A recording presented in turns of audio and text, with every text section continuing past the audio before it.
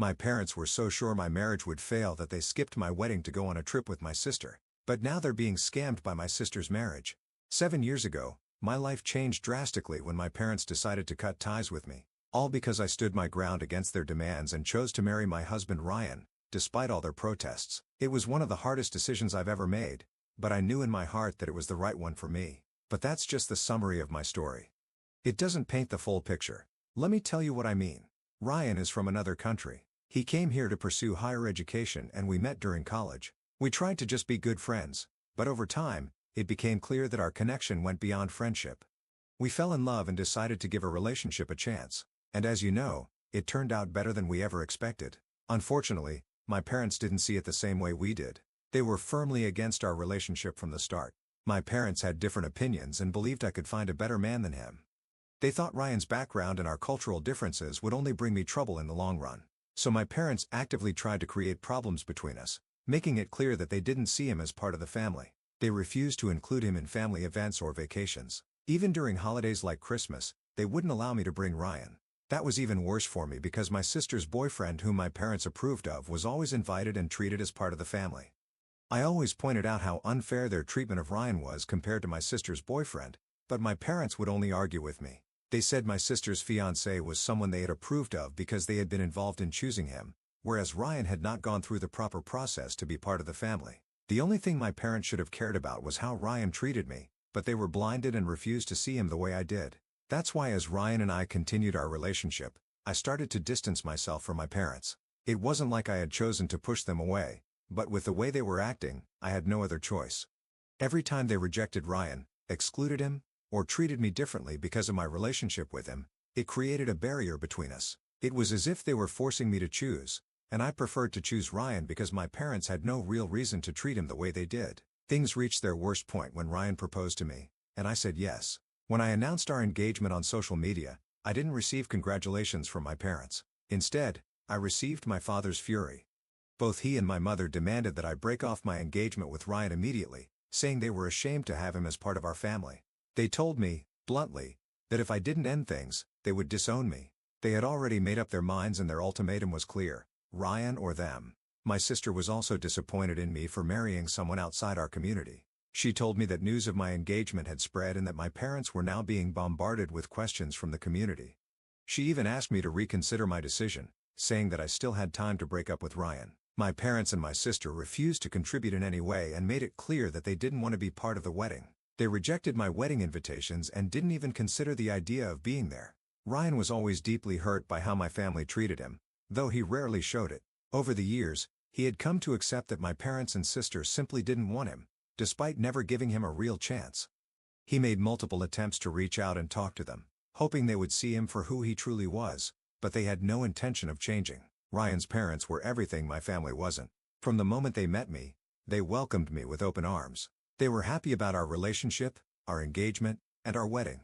There was no struggle with them. They simply saw us as a couple in love who wanted to get married. They didn't like what my family was doing, but that didn't make them resent me. If there was any family that should have had concerns about this wedding, it should have been Ryan's. Since my own family was doing everything they could to make me look bad, but they understood that I was not my family, so they have always been the best towards me. On my wedding day, I still had a small hope that my family would change their minds.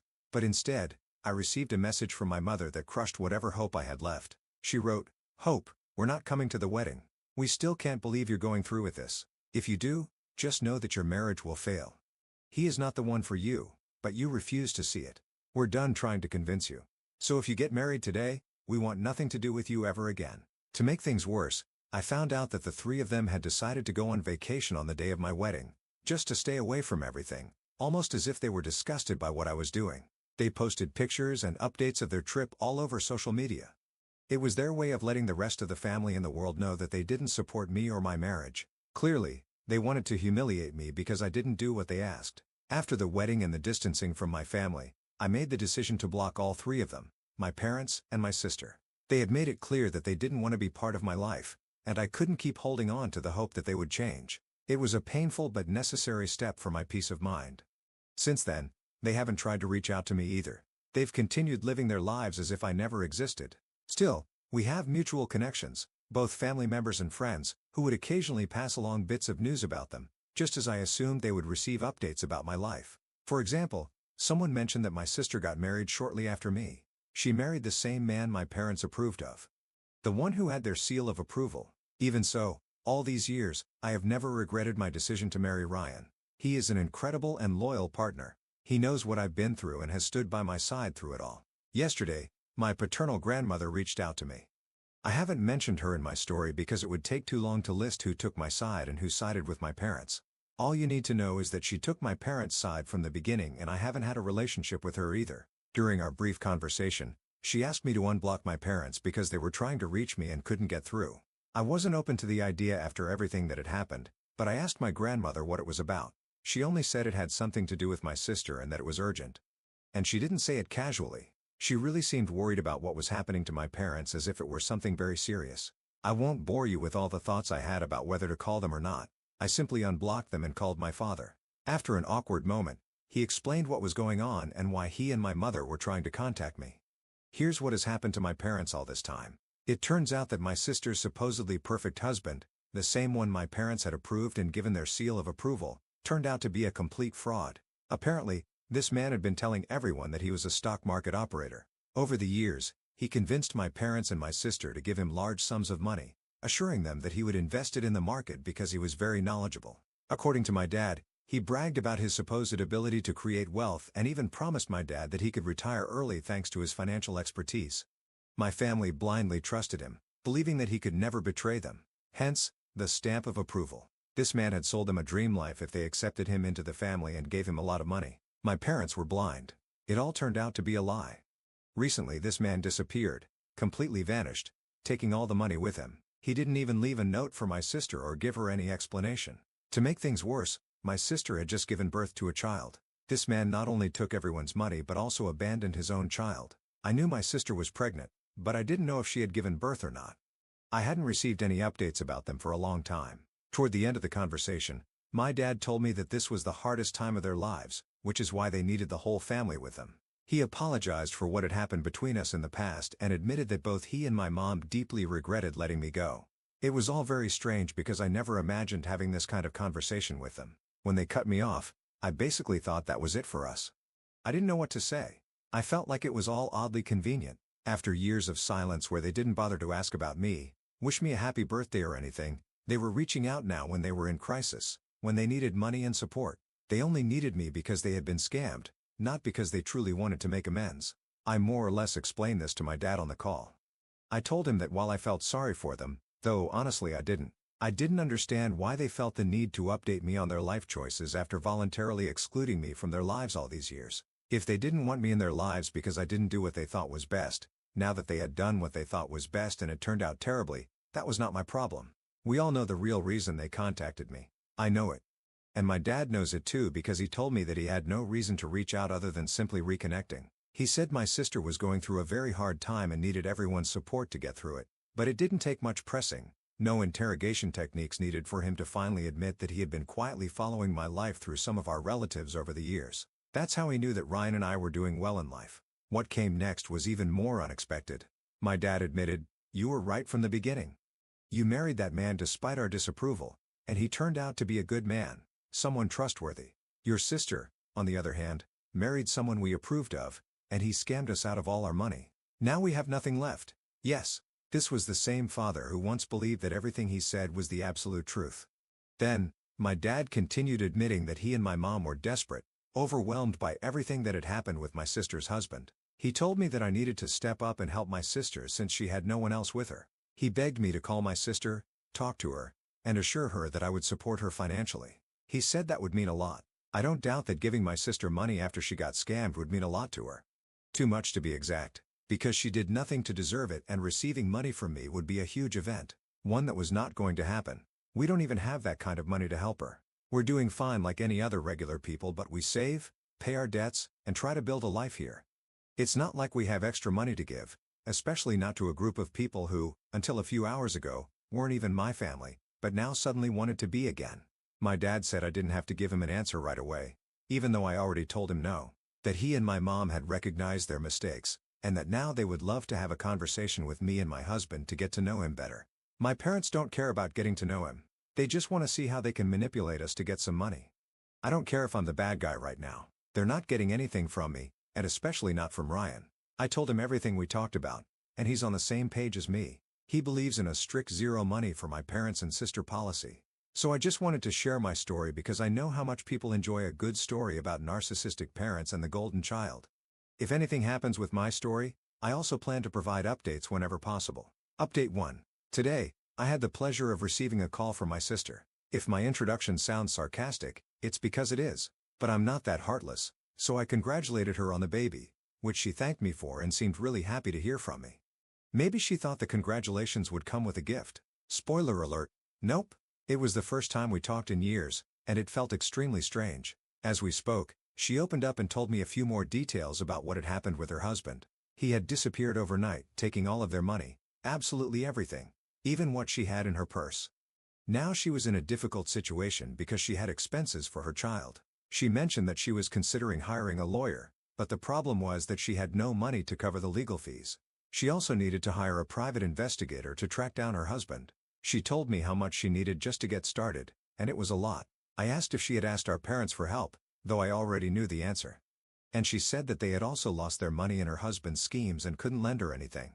I just wanted to check if the story lined up, if they weren't contradicting each other. But then she said the magic words. She expected me to help her. She begged me to send her money every month for her and her baby because she had no one else to turn to. She said it would only be for a while, just until she could get back on her feet. I asked if she had in-laws or anyone from her husband's family who could help her, but she said no because he was supposedly an orphan. You can't say I didn't try to help her. I also asked my sister why she hadn't gone to the police, given that her husband had practically stolen their money and disappeared. She could easily file a case against him. However, my sister argued that she didn't want her child's father to be arrested or end up in prison. She insisted that he was a good man, and all she really wanted was for him to return the money he took from our parents and take responsibility for child support. Nothing more. Well, our definitions of a good man differ significantly. We don't agree on many things. I tried to press her a little more, asking if she had any idea why he might have disappeared, whether he could be having an affair, or if there was another reason, but she admitted that she had no answers. I read some of the comments on my previous post and I agree that this whole situation seems very, very suspicious. What if her husband hasn't really disappeared? What if this is some kind of elaborate scam to make me feel guilty and get money out of me? For now their stories match. But given how my family has treated me in the past, I can't completely rule it out. Besides, they could have rehearsed everything. Even if everything she said turns out to be true, I don't want to help her. Is that wrong? I think that if the situation were reversed and Ryan was the one who scammed people, my parents wouldn't waste a second of their lives on me. They would probably tell me they were right and even mock me. I think I've been kind enough to them by just listening, even if it was only to find out more about what was happening because, well, I'm a little nosy. Update 2. How many of you said my parents and my sister were lying? Well, you were right. At least to some extent. This is going to be long to explain properly, so bear with me. My parents have been pressuring me to change my mind and actually help them with my sister's situation. My response was always something like, look, I don't believe that you're not involving the police or lawyers if you were really scammed. I suggested they tell me the real story behind all of this. And maybe I would consider helping them. Don't start commenting just yet. I wasn't actually going to help them. I just wanted to keep pushing to find out what was really going on. I won't deny it. I was just as invested in this story as all of you, so I wanted to get to the bottom of it. I could have ended everything here, blocked my parents and stopped making updates, but I'm committed. At first they kept repeating the same thing over and over again, which was suspicious because it sounded rehearsed, and I wasn't wrong because it was, but not completely. Finally, when they told me what really happened, though it could still be another lie, the story was very different from what they had said before. According to them, this is what supposedly happened. My sister was married to a man who, according to my father, was a good man. So my parents' seal of approval still remains intact. My brother-in-law wasn't doing too badly in his business. He bought rundown houses or apartments, restored them, and then sold them for a profit. A good catch, hardworking, smart, and with money. At least, more than my parents had. They saw that, especially my father, and wanted to replicate it. He asked my brother-in-law for advice, but my brother-in-law told him it wasn't a good idea to get into this business unless he really knew what he was doing. My brother-in-law had been working in the field for years, first as a contractor and then by buying and selling properties. However, my father didn't listen and used a large chunk of his money, plus a loan, to buy a small multi-story building. The plan was simple: fix it up and rent it out as office space. My father thought my brother-in-law would help him and that the whole process would be easy, then the money would start rolling in. But my brother-in-law had warned him, and he was right. The property needed more repairs than expected, and my brother-in-law couldn't do them because he was busy with his own projects. Plus, my father expected my brother-in-law to work for free, at least in terms of his time. My brother-in-law tried to help a few months ago, which is when all of this happened, but only by visiting the property and giving some advice. However, as I mentioned, it had been a bad investment from the start. My father had planned to use the rest of his savings to restore the property and live comfortably, but he was going to need much more money. Even if he managed to repair the property, it was still likely to be a bad investment. The place wasn't ideal for offices for several reasons, which I won't detail because this post is already massive. For a while, they pressured my brother-in-law to help them, either by giving them a loan, contributing his work, or something to make the property profitable. My brother-in-law refused, and then another issue exploded within the family. My sister had been unfaithful. Again, there are more details that would make this update too long. But my brother-in-law discovered that the child wasn't his and left my sister overnight. So, as you can see, part of my parents' story was true, but the reason why they weren't going to the police or a lawyer was a lie. My sister had no legal claim, and my brother-in-law hadn't disappeared. He also hadn't scammed them. My parents had scammed themselves with their ideas of easy money without effort. And where do I come into all of this? For starters, my parents wanted me to help my sister with her child. The real father isn't financially stable. He works in a supermarket earning minimum wage. According to my parents and what my sister has said, it's not enough to support her and the baby. He doesn't even have a steady job, only temporary ones, because he constantly travels and does these types of gigs to get by. But my parents also wanted me to help pay for the repairs on their investment. That is far beyond our means. We have a house we're paying off, expenses like cars and other responsibilities. I don't know why they thought I could afford to invest that kind of money. Wait, invest is the wrong word. They wanted me to give them money so they could have something for retirement. Clearly, someone has been telling them things about me that aren't entirely true. But if they're relatives of my parents, I suppose it runs in the family, maybe? When I explained my position in detail, I think I heard their hearts shattering on the other end of the line. It was one thing to ask for a few $100s for my sister, which I also wasn't going to give. But thousands? That was completely out of the question and out of any reasonable reality. Unless they can open a portal to another dimension where they're swimming in money, I think their chances range from 0 to negative. One good thing came out of this. I don't regret being the bearer of bad news for my parents. Update 3. People have been asking for more details, so I hope this is the final chapter in the story of my parents and my sister. One thing I forgot to mention is that my brother-in-law had already divorced my sister before my previous update. He didn't have to give her any money because the reason for the divorce was her infidelity. Otherwise, she probably would have gotten quite a bit. She also gets child support, but it's the amount that a hippie who lives on the road can afford. Did no one tell her that if she was going to cheat, she should have at least done it with someone who could support her? I know cheating is wrong, but I wonder if the baby's actual father meets my parents' seal of approval. Sorry for not asking them. My parents finally sold the property at a loss. Although from what little I know about real estate, that was probably the price they should have paid from the start if they wanted to invest realistically and not lose money. Now that I'm no longer useful to them, my parents have probably remembered how much they hate me and my husband. But that's fine because it's time to block them and move on with my life. It's hard to do because they were giving me the best gossip I could imagine, but it's time to let them go. So with this, I say goodbye to all of you. Edit. I texted my father to ask if they approve of their grandson's real father, and after several hours of leaving me on read, they still haven't responded. Now I have finally blocked them.